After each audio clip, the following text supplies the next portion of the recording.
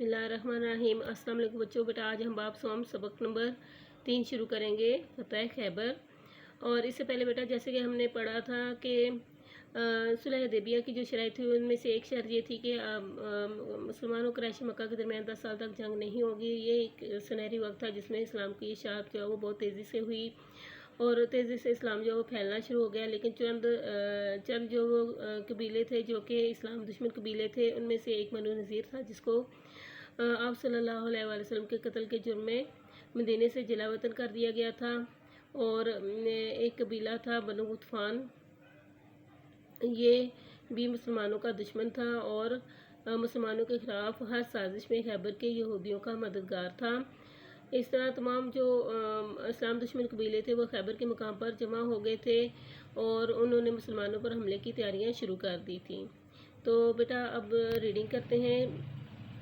सवाल ये आपका मश्क में शामिल जो है वो नहीं है, लेकिन ये हम पढ़ेंगे फतह खैबर का पस मंज़र है ये, ठीक है। तो बेटा रीडिंग करते हैं। खैबर मदीना मुनव्वरा से तकरीबन 300 किलोमीटर के फासले पर वाक़या एक बस्ती थी। ये बस्ती यहूदियों का सबसे बड़ा मरकज़ थी। खैबर के यहूदी मदीने में बसने वाले यहूदियों पर हर लिहाज से फ़ौक़ियत रखते थे, यानी हर लिहाज से उनसे बेहतर थे। उन्होंने यहाँ बड़े बड़े किले कायम कर लिए थे। इन लोगों को जब भी मौका मिलता मुसलमानों को नुकसान पहुँचाते। कबीला बनु नज़ीर को आप सल्लल्लाहु अलैहि वसल्लम के कत्ल के साजिश की जुर्म में मदीने से जलावतन किया गया था और ये कबीला भी खैबर में जाकर आबाद हो गया। खैबर के करीब एक कबीला बनु गुतफान का था।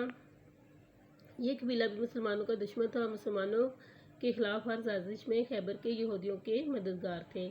इस तरह इस्लाम और मुसलमानों के तमाम दुश्मन खैबर में जमा हो गए थे और उन्होंने मुसलमानों पर हमले की तैयारियां शुरू कर दी।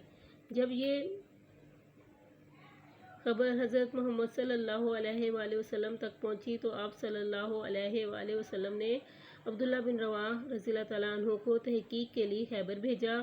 उन्होंने वापस आकर इस खबर की तस्दीक कर दी। बेटा आज हमने पढ़ा फतह खैबर का पस मंज़र। इसमें जितने भी बेटा मुख्तसर सवालात बनते हैं वो देखेंगे हम।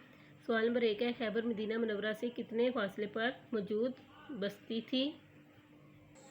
ये बेटा फर्स्ट लाइन में इसका आंसर है, खैबर मदीना मुनव्वरा से तकरीबन 300 किलोमीटर के फासले पर वाक़या एक बस्ती थी।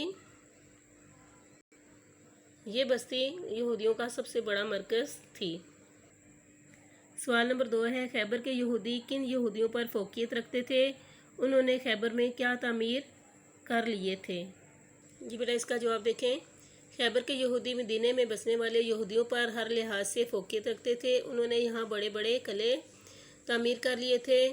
इन लोगों को जब भी मौका मिलता मुसलमानों को नुकसान पहुँचाते।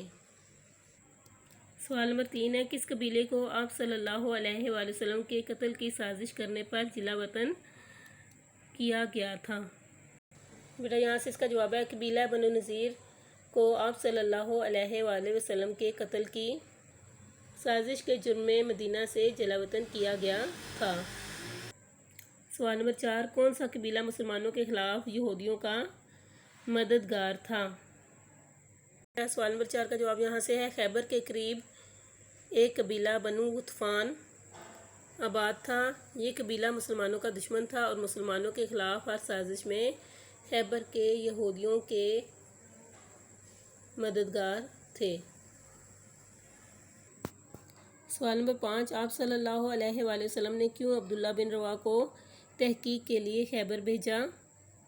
जी बेटा यहाँ से इसका जवाब है, इस्लाम और मुसलमानों के तमाम दुश्मन खैबर में जमा हो गए। उन्होंने मुसलमानों पर हमले की तैयारियां शुरू कर दी। जब ये खबर हज़रत मोहम्मद सल्लल्लाहु अलैहि वसल्लम तक पहुँची तो आप सल्लल्लाहु अलैहि वसल्लम ने अब्दुल्ला बिन रवाह रज़ियल्लाहु तआला अन्हु को तहकीक के लिए खैबर भेजा। जी बेटा आज हमने सवाल किया फतह खैबर का पस मंज़र क्या था और इसके मुख्तसर सवालात के जवाबात किए। ये बेटा आपने अच्छे तरीके से याद करने। अल्लाह हाफिज़।